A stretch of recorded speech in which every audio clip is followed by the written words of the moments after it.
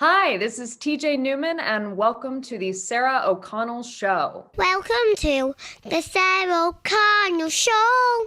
TJ Newman, welcome to the Sarah O'Connell Show. How are you today? I'm doing very well, thank you. How are you? I'm very good, thank you. I'm very excited to finally talk to you. I've been planning this for some time. Likewise, it's wonderful to talk to you as well. Thank you so much for having me on. I really appreciate it. You used to work at the Changing Hands bookstore in Arizona. Is that where you first found your love of reading and thought you could be an author one day? I think my love of books and reading and writing started a little bit before that. That was probably when I got my first library card and just started, checking out every book that I possibly could. So I grew up reading and writing little stories here and there. And then when I came home after before I worked at Changing Hands, I should say I had moved to New York. I went to college in the Midwest and I got a degree in musical theater. And then I moved to New York from there and started hacking away at the theater world and trying to make it there, which was just failure, just nonstop, total failure.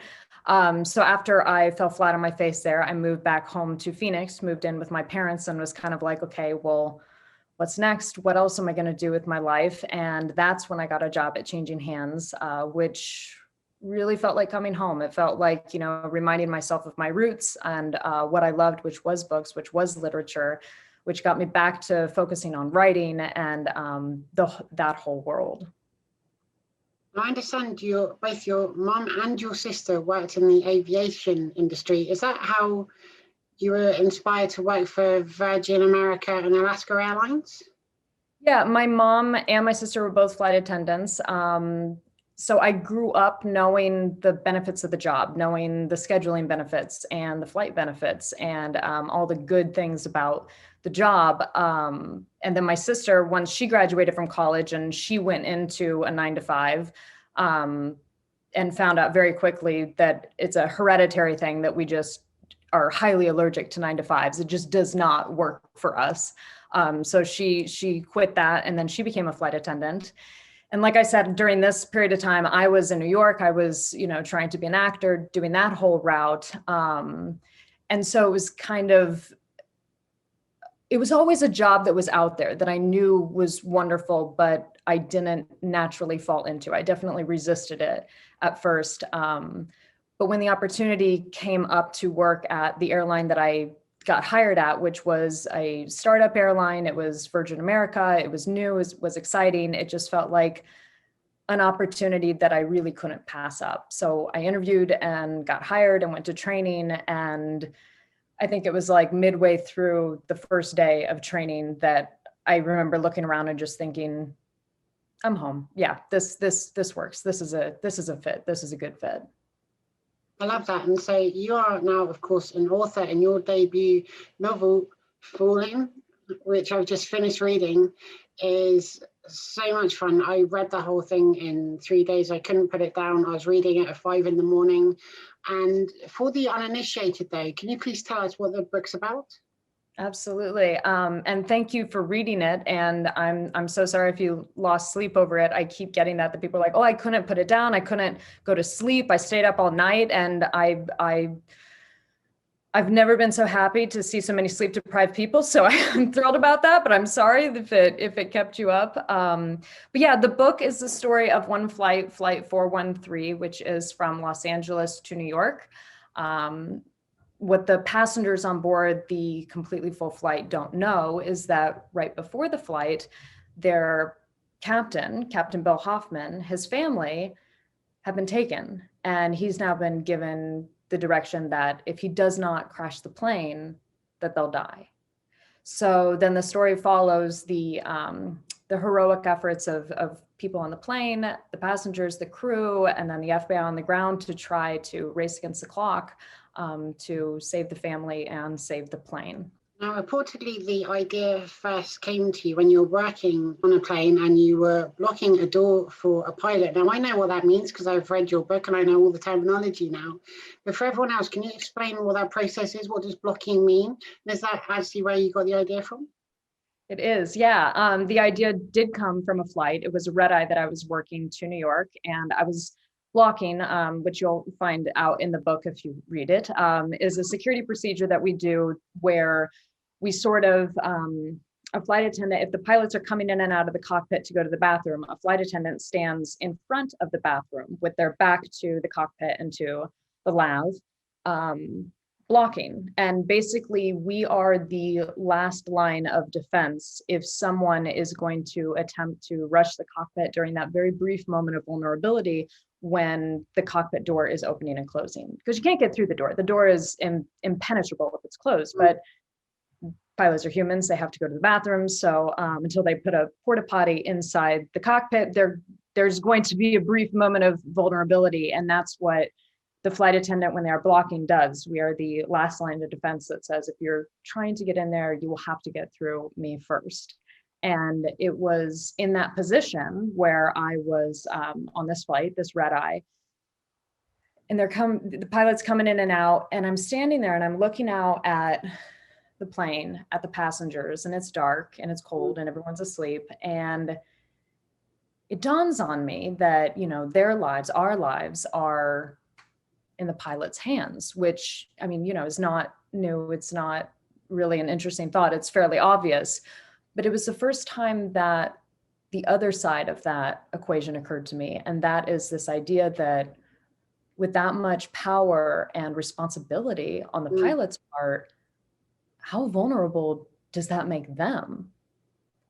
And so I couldn't shake the thought, and it stuck with me for days. And several days later, I was working a different trip with a different set of pilots. And I said to the captain that I was flying with, just one day, I just said to him, hey, what would you do if, I don't know, you're working a flight and you find out that your family has been taken and you're told that if you don't crash the plane, they'll be killed. What would you do? And just based on the look on his face, I knew I had a story, because he was terrified. I knew he did not have an answer. How long did it take for you to explain to him that this was just a theoretical question? Yeah, I think it was, it maybe lasted the whole scope of the awkward silence before he just slowly backed away from the conversation, so I don't think much was said after that besides the crickets chirping. So you started writing the book on these red-eye flights. All the passengers are asleep. Is it true you wrote some of the story just on available napkins? Yep, absolutely. I would write on anything and everything that was around me. The back of catering bills or just on a napkin. I was constantly in a situation where I could ask a question or something would inspire me, or I'd have an interaction with a crewmate or a passenger that, I'd say, oh, I want to remember that, or I would need to incorporate that later. So I would just constantly just be grabbing anything and scribbling it down and, sticking it in my pocket. And and I wrote most of it on red-eye flights when I worked most of the time as a lead flight attendant, which means in first class, which means up front, which means I have a galley completely to myself. And pair that with red-eye flights, which are, that's my route. I'm a night owl naturally, so that works for me. And I just would stand up there and just write constantly by hand. And then on my layovers, we'd get to the hotel and I'd transfer everything to my iPad, or I'd go to a coffee shop and transfer it all down. I don't think a lot of people realize this, and to be fair, I didn't to the full extent of it, but when I was reading your book, it really opened my eyes to the huge responsibility and the massive amount of training that flight attendants have had. You go onto a plane, they look at your ticket, they tell you where you're seating, put the light on if there's a problem, and they bring you food and they look after you. Can you tell me all of the scenarios that air stewards are actually trained to deal with, all the scenarios and problems that we don't even think about when we're, relaxing, watching movies and sleeping on these planes? Yeah, and I love that. I love that response. Thank you. And that seems to be a fairly common response that I'm getting a lot. This idea of I didn't know. I had no idea that flight attendants did so much and that they have their training. Yeah. And I think that's because you usually don't see us doing our jobs. You see us bringing you a drink and, getting you a blanket and doing service duties, which is something that we provide, but that's not what we're there for. We're there for if you have a medical emergency and someone has to pull out the defibrillator and, you know, shock your heart. We're there for safety and security and medical reasons. Period. That is our job. That's what we train for. We go through weeks and weeks of training, drills, and the manual. I wish I had a manual here to show you. It's like we have a manual that we read and go through and learn, and it's literally this thick. You know, it's that's what we're there for and what we do. And service, the drinks, the food, all of that we love. And hopefully that's all you ever see us do. That's a good day. If I'm not doing my job as a flight attendant, that's a great day. We don't want to do our job because that means something has gone wrong. So it's nice to hear people having a broader perspective of the responsibilities and duties of a flight attendant.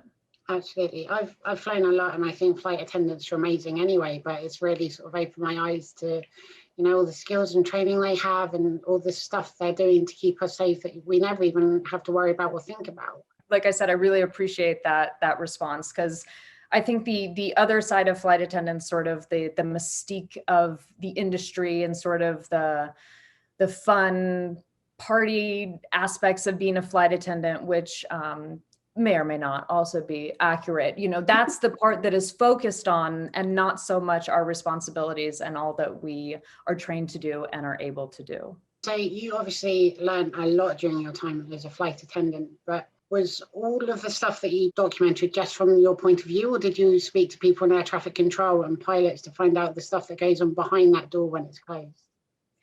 That's exactly right. Once that door is closed, I can't see what's going on. So yeah, I had to have a lot of help, sort of filling in the holes where my education and experience left off. So I had several trusted pilot friends who I read early drafts and kind of said, oh, that's not exactly how this would go, or that's not how this conversation would go. Because aviation in general is a very unique, and there's just so many words and phrases and terminology and the protocols that are just so unique and specific to the industry. And like you said, I'm on the other side of the door. There's only so much that I can see and experience. So I did ask advice and had a lot of friends read early drafts of the book to see where I was getting it wrong and where I was getting it right. And I also just asked questions incessantly. And I look back now and I wonder if some of the pilots that I flew with, because nobody knew I was doing this, nobody knew I was writing this book. I didn't tell anyone. Wow. So I look back now, and now that this is something that is public and is out there, I really wonder if some of my former coworkers are like, oh, that makes sense now. She seemed so interested, but now it went beyond just idle curiosity. It was very specific questions. So I'm wondering if there's some former coworkers I flew with that are like, okay, now I get why she kept pestering me about that or asking me about that.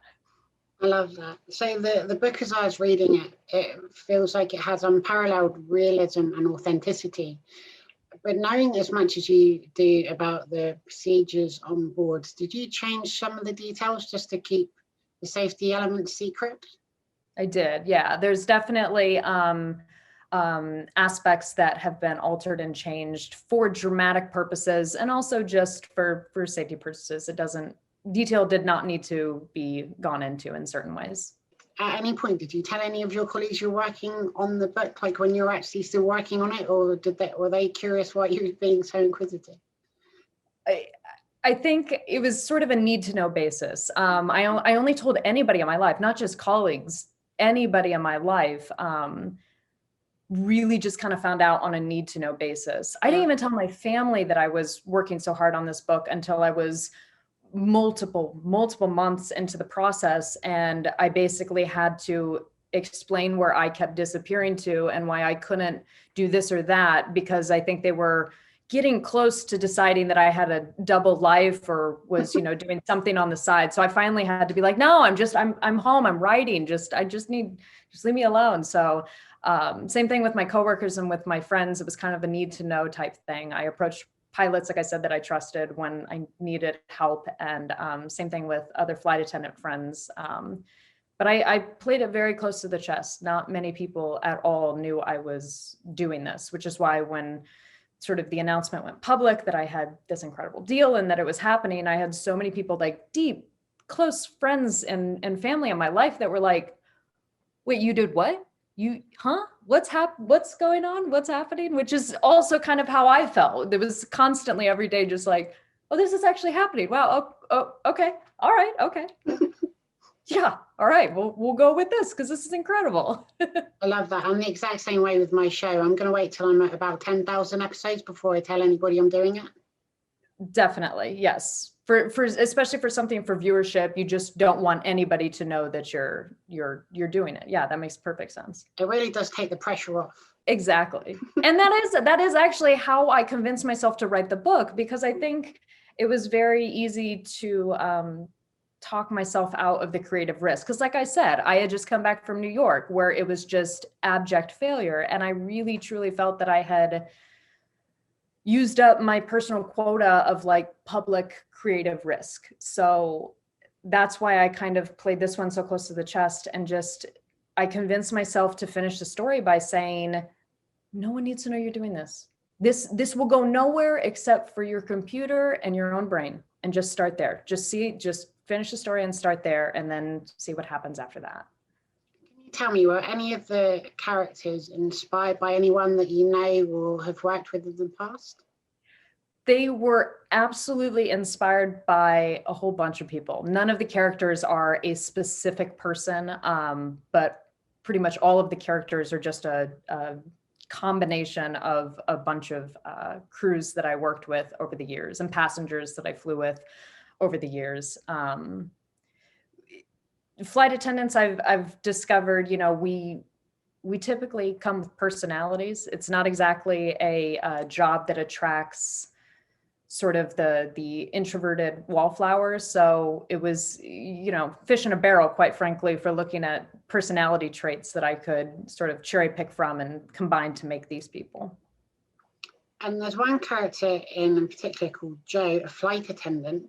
Can you tell me if the stuff that Joe does in the book perhaps reflects what you might do in that situation? I'd love to think that if I was faced with a situation like this, that I would respond as valiantly as Joe does, and the whole crew, but Joe in particular. I think I look at Joe and I realize this now, I think I see a lot of my mom, because my mom was a flight attendant. My mom is a very strong-willed individual herself, and she's the type of person who is just sweet as can be and just absolutely just kind, but then if needed, can just handle a situation and take care of it. So I think that my mom actually inspired a lot of Joe, and just the flight attendants that I flew with. It really is a position. Once that door shuts, both the door to the cabin and the door to the cockpit, that's your cabin. And it's, it's a fine line to walk if things start to teeter. If that's an intoxicated passenger, if that's, some sort of, interpersonal conflict with other passengers, if that's a medical emergency, a mechanical issue back there,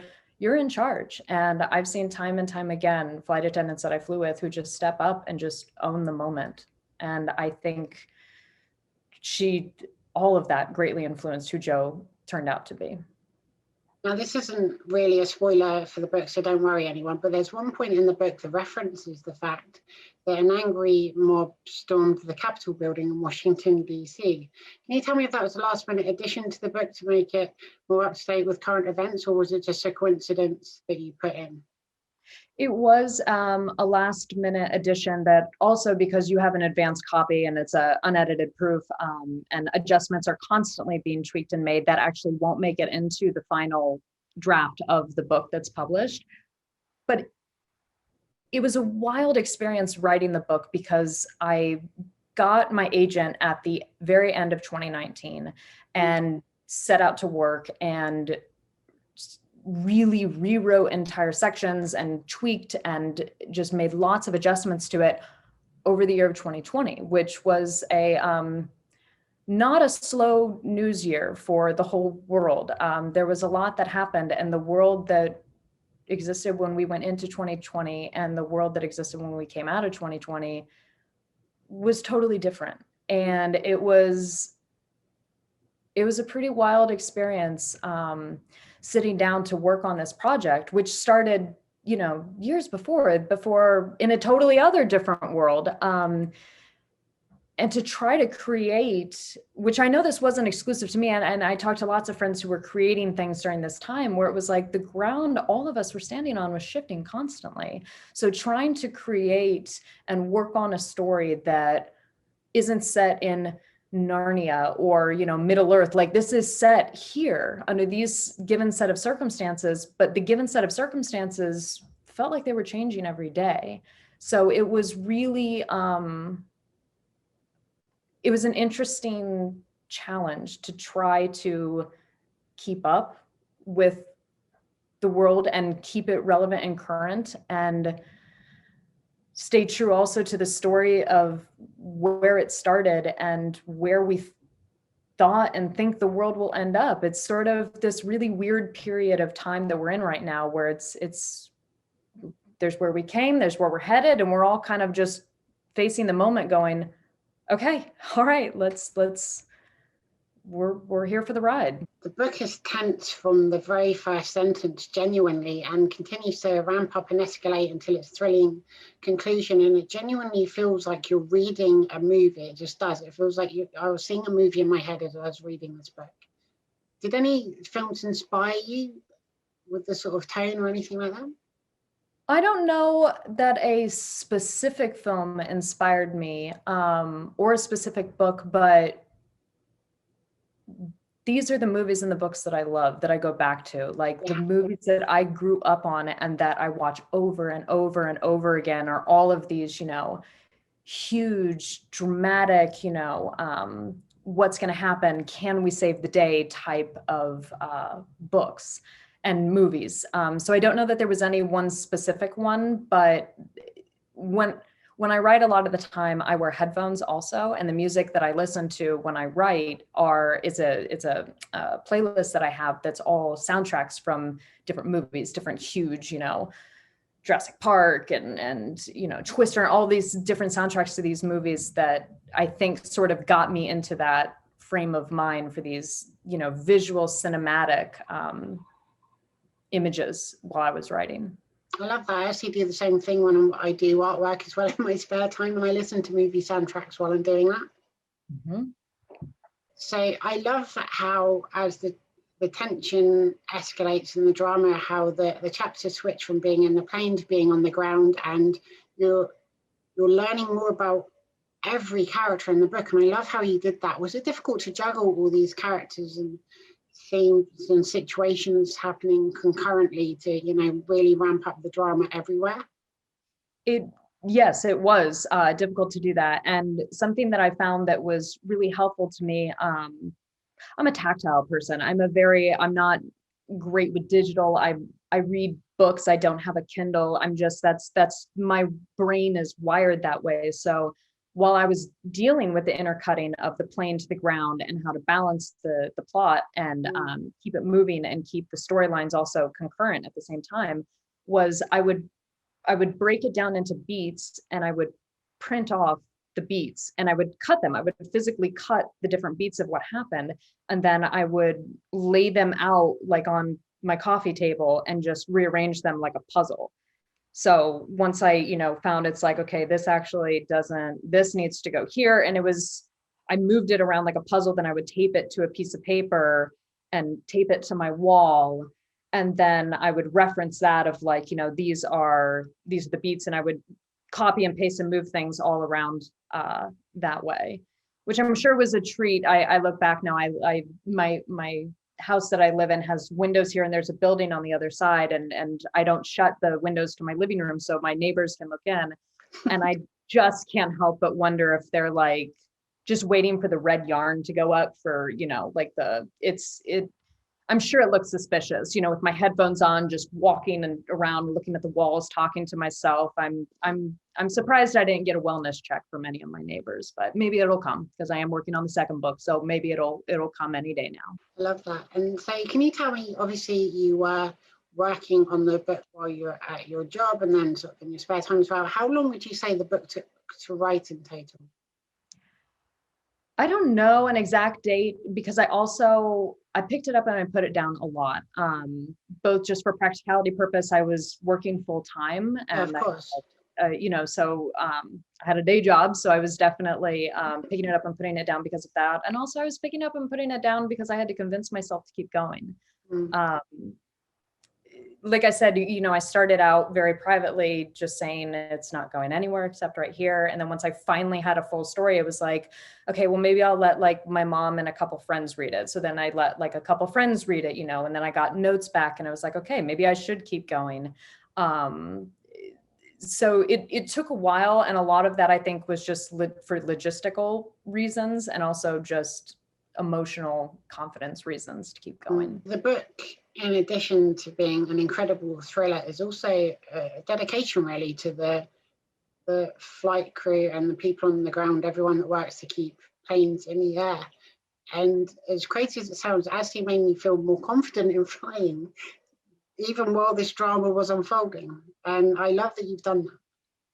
I've heard that actually from a couple people now, and it makes me so happy to hear because one woman said that she had a similar reaction, that she is, before she read the book, terrified to fly, just huge fear of flying. And after she read the book, she was actually more comfortable because she said, I didn't know you had so many tools and so many that you were that resourceful and you could figure stuff out. I always kind of thought that it was like, we were either up in the air or not, and that was kind of all there was to it. So I'm thrilled to hear that. Now, I wonder too, when did you decide upon the name Falling? Was that always the title in your head, or did you consider various working titles when you were writing the book? There were so many working titles for the book. The title was actually one of the last pieces to fall into place, and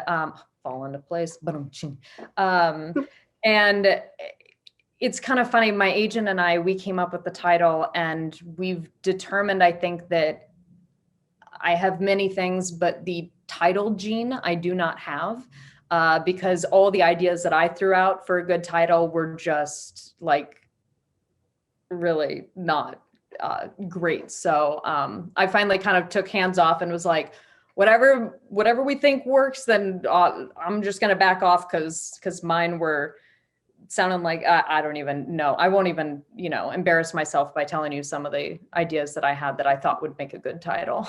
As I've said, you've reassured me about getting flights, and I'll undoubtedly travel to more places in the future.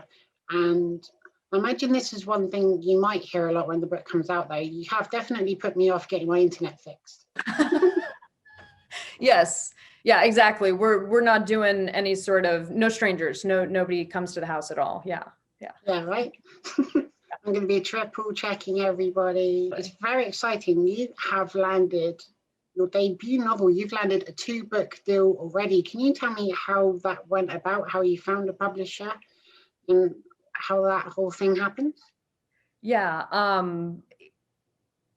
Even just hearing you say it, I still can't wrap my mind around it. I still cannot believe this is happening. And it was a long, hard journey to get here. Like I said, I wrote over 30 drafts of the book before I felt comfortable, saying, okay, I think I've taken it as far as I can. I need to get an agent because in publishing, they're the gatekeepers. You have to have an agent unless you know somebody at a high up at a publishing house or an editor, which I didn't. So therefore you have to have an agent who goes as the, the go-between between the writer and the publishing house. So I started querying agents, which for anybody who doesn't know, that's where you send like a 1-page letter, basically, giving your elevator pitch. This is me, this is my book. If you'd like to read it, see more pages, let me know. It's called a query. So I sent out these queries to 41 agents, all of whom rejected it. And it wasn't until the 42nd agent that I queried that I got a yes, and you only need one. And it was just the perfect fit for me and for this book. And and we got to work and made it like I said, I took the book as far as I could on my own. And then once my agent got involved, we took it the next step further where he could help me get it to. And then once we finally felt like, all right, I think we're there, then we went out and tried to see if we could get any bites. And we landed a big fish on the first bite, which was pretty incredible. Like I said, I still can't believe any of this is happening. And I'm so glad that it has. And it's an important lesson too, not to give up on your 40th try. Keep going for a few more.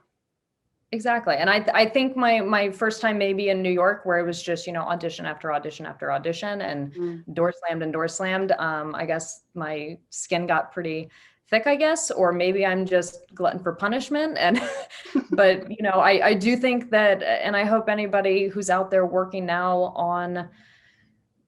on their own projects and is wanting to get their own work out there, remember, it's like 41 agents said, no, it's not for me. I don't think so. Not, which is fine. But I just hope the lesson in that is, if you believe in it, keep putting it out there, because somebody will see your vision.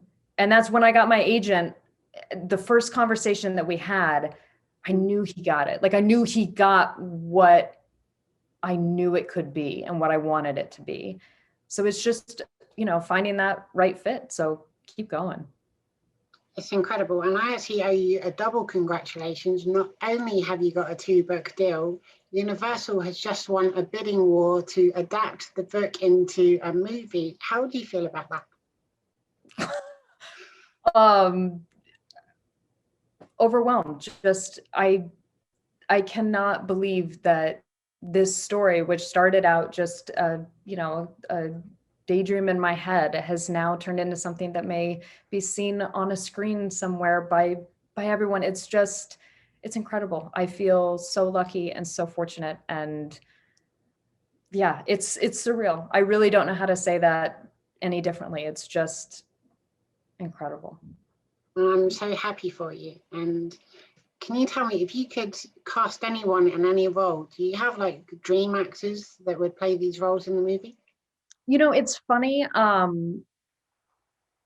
sort of envisioned lots of different actors because, like I said, I'm envisioning, as I was writing the story, there's a movie in my mind playing. So it was, like I said, it was a combination of all sorts of people that I knew and people that I just came up with in my mind. So I feel like it was kind of always shifting, and nobody had a very specific, like I wrote this part for this person. There wasn't anybody that was like that. But I do kind of think that if I could see Joe being played by Regina King, I think I'd probably just collapse, because that just feels like a really nice fit. And would you, if you can, like to be involved with the production in any way as a consultant or anything like that?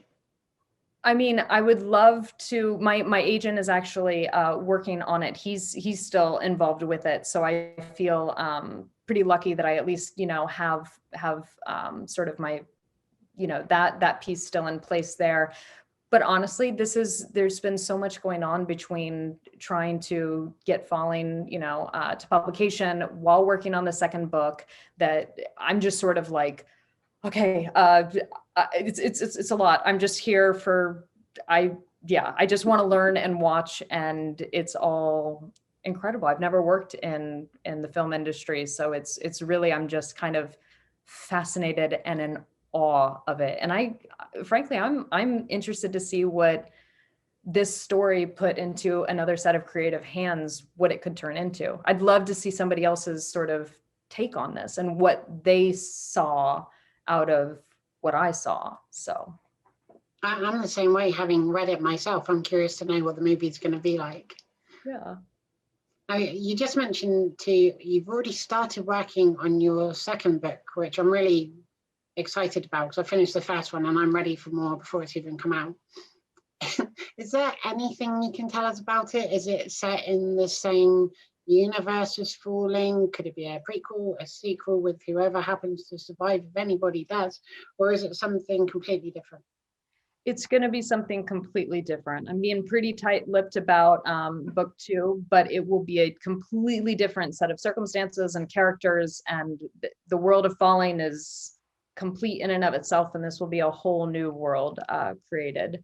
And it's actually given me, now that I've taken this book from, like I said, just a daydream in my head to actual publication, I'm in awe of the writers who stick with characters and, carry them from book to book to book while just creating new, adventures and problems for them to tackle. I'm really in awe of that, because I kind of feel like, for me, I'm kind of like, okay, you've been the voices in my head for enough time. I think I need to make some new friends. So I'll, again, this is a theme with the red yarn on the wall with my neighbors. I'm, someone voices in my head. This is, 2020 lockdown. This is not a cry for help, but this is, it's time to make some new friends and some new stories. I love one thing that Stephen King does, where he'll have new characters and new stories, but you might have someone from another book just in the cafe in the background or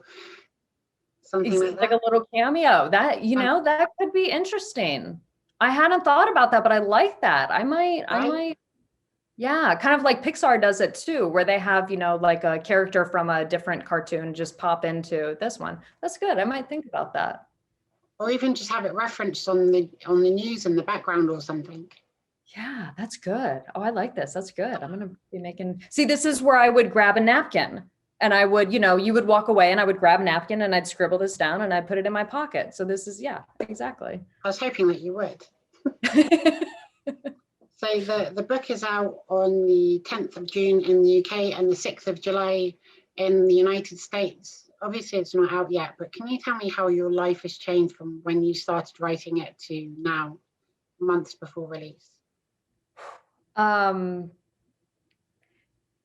It's really kind of strange because everything has changed and nothing has changed. I mean, we're still in the midst of, coming out of this pandemic. We're all still just here, kind of, holding place and just, waiting to see how this is going to shake out. So it's really actually been pretty wild that, like, the day that the announcement was made and suddenly, like I said, everybody in my life suddenly knew that this project that I've been working on is going to take me into, the next chapter of my life. And it was like everything changed and everything was wild and out of control. And I'm still just in sweatpants on my couch alone, so it's like, we're all still just sort of at home trying to figure out how to do, and thanks to wonderful things like Zoom and things like this, we're making it work. So everything has changed. I don't usually do a podcast with someone, across the world, just in my own home. So that's different, but it's also still just me here in my house writing, I'll finish this up and then go back to working on the next thing. So everything changed, and nothing changed, which is kind of been nice because it's been so overwhelming and surreal in the best of ways, but it's been a nice grounding thing too, that it's like, I'm still just here. I'm still just doing this. The author, Don Winslow, introduced me to the book and I fell in love with it. He's been a huge advocate for it. How do you two know each other? We're both represented by our agent, Shane Salerno, of the Story Factory. And the agency is just this really nice, incredibly supportive little merry band of authors who are all over the world. Dervla's in Australia, Steve is, we're all over the world, and I've talked to everybody on the phone. And it's been really nice to have this incredible support system, like Don, like you said, and just all of the authors have just been so supportive, and everyone, honestly, that I've met so far in the industry since I've sort of taken a professional step in has just been so supportive and so nice. And it's really been reassuring because it's a lot. It's a lot to process and to deal with, and to know that they're there cheering me on and supporting me has just been invaluable. That's so great to hear. And so, of course, the book's coming out. There's going to be a movie. I wonder too, do you know if there's going to be an audiobook version of Falling? There is, yes. Yep. And I'm positive it's released on the same day of the US release. I actually don't know, to tell you the truth. I should find out about what the exact dates for the release of the audiobook, but I'm almost positive it's the exact day. So I want to get that too. Yeah. So one question I ask all of my guests on the Sarah O'Connell show, can you tell me a fun fact about you, something we may not know, a hobby, a party trick, something like that? Hobby or a party trick? Well, I guess to kind of bring the two worlds together, as a flight attendant, I'm typically pretty good, and I feel like most flight attendants are pretty good at this, that I could predict what your drink choice will be. Oh, really? Yeah. That's very intriguing. What do you think my drink choice would be? Well, I'm going to go with tea. Yep. And I would say tea with cream, no sugar, just cream. 100% correct. Is that correct? Seriously, yeah. Ooh, and I'm even rusty. Whew, I'm impressed. I sometimes treat myself to an orange juice as well. I can see that. And I'm going to guess without ice, correct? It depends if I'm hot or cold. Summer, I'm going to go ice. Winter, not so much. I love it. I love it. Yeah. When you work as many flights as I've worked, you start to know your routes, and you start to stock your cart depending on what city you're flying into or flying out of, because you know what's going to go. And you can usually guess what people are going to order. It's a strange litmus test. I love that. Have you got any advice for anybody that's considering becoming a writer? What, if you could tell yourself anything, what would it be? Your younger self, not now, you probably already know it. I think I'd tell myself what I would tell somebody else too, which is the voice that I tried to tell myself, but didn't always listen, which was just keep going. Just keep going.